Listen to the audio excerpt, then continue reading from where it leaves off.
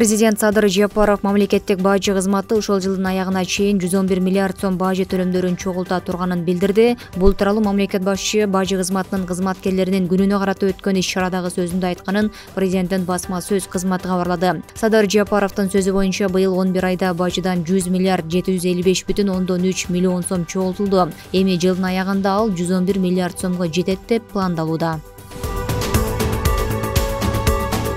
Улуттук коопсуздук боюнча мамлекеттик комитети Бишкек шаарында иштеп жаткан 120 күрөө каранын ишмердүүлүгүн текшерди. Текшерүүгө мамлекеттик салык кызматынын жана финансы рыногун жөнгө салуу жана көзөмөлдөө кызматынын өкүлдөрү кошо катышкан. Жыйынтыгында 2 ломбард тиешелүү уруксат кагазы жок иштеп жатканы аныкталды. 2 күрөөкана салык мыйзамдарын одоно бузган. Ал эми 3 ломбарддын алдамчылык аракеттери байкалган. 200% ашкан пайыздык үстөк менен кыска мөөнөттүү кредиттерди берүү фактылары жана күрөөгө коюлган талаптарды бузуу фактылары аныкталган.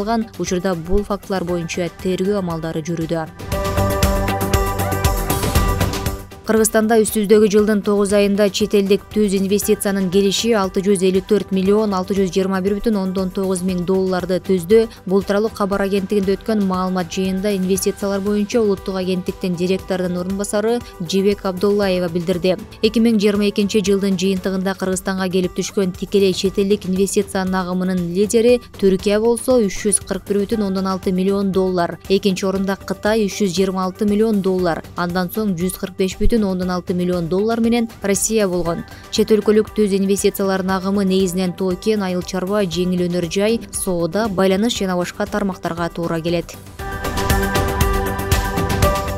Бишкекте 29 декабрдан тарта номер 146 муниципалдык автобустун жаңы каттамы ишке кирет. Муниципалитеттен билдиришкендей, каттамдын баштапкы аялдамасы Бишкек автобекети мамлекеттик ишканасы, акыркы аялдамасы Чоң Арык айылы болмокчу. Автобустук каттам Ала Мүзүн жана Орто Сай базарларын камтыйт. Каттамга 25 автобус чыгаруу пландалууда. Ал эми кыймыл аралыгы 8-10 мүнөт болот.